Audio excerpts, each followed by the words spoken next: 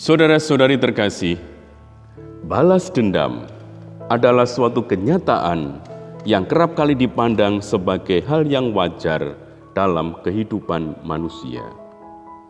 Orang yang sudah membuat saya celaka, rugi atau menderita, harus ganti saya buat celaka, rugi atau menderita. Begitu banyak pikiran orang. Atau bahkan ketika orang hendak mencelakai saya harus lebih dahulu membuatnya celaka.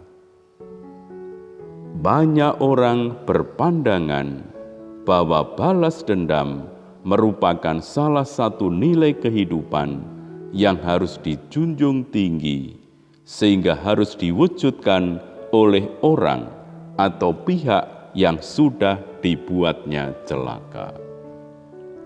Balas dendam harus diusahakan bagaimanapun juga caranya.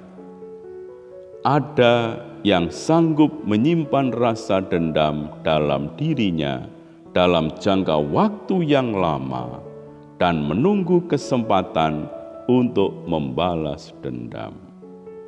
Ada yang langsung mengambil tindakan untuk membalas dendam. Ada pula yang berpura-pura berdamai, tetapi begitu ada kesempatan segera melampiaskan dendamnya.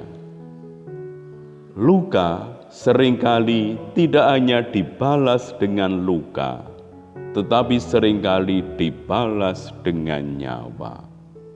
Bahkan rasa tersinggung oleh sementara orang dapat dianggap menjadi alasan yang tepat untuk membakar amarah dan menghilangkan nyawa orang lain.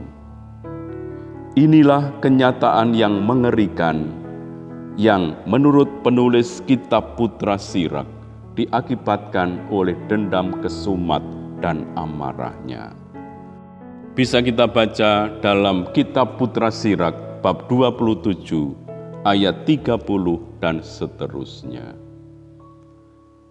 Sirak mengingatkan bahwa barang siapa membalas dendam akan dibalas oleh Tuhan, dan Tuhan dengan seksama mengindahkan segala dosanya. Karena Tuhan sendiri menyatakan, hakkulah dendam dan pembalasan.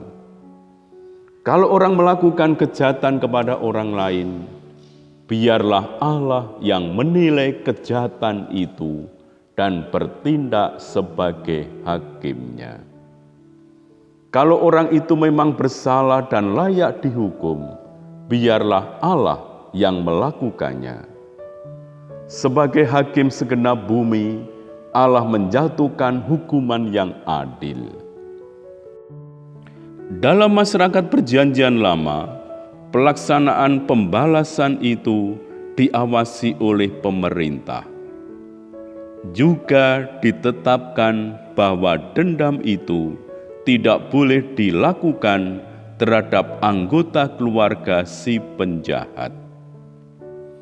Kitab Imamat secara lebih tegas lagi menyatakan, janganlah engkau menuntut balas dan janganlah menaruh dendam terhadap orang-orang sebangsamu, melainkan kasihilah sesamamu manusia seperti dirimu sendiri.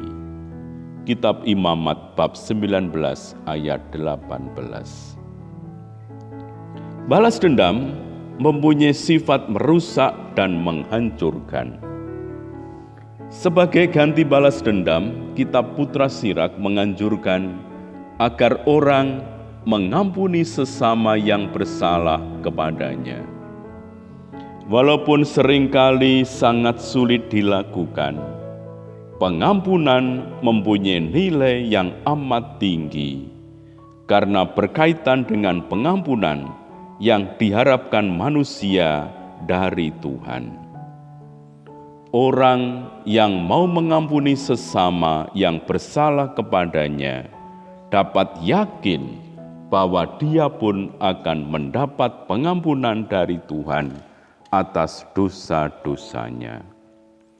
Tuhan tidak akan memperhitungkan dosa orang yang tidak memperhitungkan kesalahan sesamanya. Sebaliknya, Tuhan akan memperhitungkan secara seksama dosa-dosa orang yang melakukan balas dendam. Bahkan orang yang melakukan balas dendam akan dibalas oleh Tuhan. Bagi Sirak, sungguh tidak masuk akal bila orang memohon pengampunan kepada Tuhan, sementara ia masih menyimpan dendam dan amarah terhadap sesamanya. Mustahil Tuhan akan mengampuni dosa orang yang masih menyimpan dendam kesumat dalam hatinya. Karena itu, jelas orang perlu mengampuni sesama yang bersalah kepadanya. Pengampunan yang diberikan kepada sesama itulah yang menurut Sirak menjadi ukuran Tuhan untuk memberikan pengampunan kepada manusia. 2 abad setelah Sirak, Yesus memberikan ukuran ini, pengampunan Tuhan dalam doa Bapa kami. Ampunilah kami akan kesalahan kami, seperti kami juga mengampuni yang bersalah kepada kami. Inilah kasih yang dimaksudkan Yesus dalam perumpamaan yang disampaikan dalam Injil Matius bab 18 ayat 21 sampai dengan 35. Sebagaimana Tuhan mengasihi manusia tanpa mengenal batas, demikianlah manusia seharusnya mengasihi sesamanya. Bila Tuhan tidak henti-hentinya mau mengampuni manusia yang berdosa, sudah selayaknya manusia juga terus-menerus memberikan pengampunan kepada sesama. Mengingat begitu buruknya akibat balas dendam, dan sebaliknya begitu tingginya nilai pengampunan, Sirak menyerukan agar orang menghentikan permusuhan dan selalu ingat akan perintah untuk tidak menaruh dendam, tetapi mengasihi sesama seperti diri sendiri. Sebaliknya, orang diajak untuk mengampuni kesalahan sesama. Mengampuni berarti meninggalkan balas dendam terhadap orang yang melakukan kejahatan dan melepaskan beban dendam dan kekesalan terhadapnya. Dengan cara demikian, orang mengurangi kemungkinan untuk jatuh ke dalam dosa. Dengan cara demikian, manusia dapat membangun perdamaian sebagaimana diserukan Sirak. Hanya orang berdosa yang mengganggu orang-orang yang hidup dalam ikatan persahabatan dan melontarkan permusuhan di antara orang hidup dengan damai. Kejahatan akan memancing datangnya kejahatan dari pihak lain sebagai reaksi atau balasan.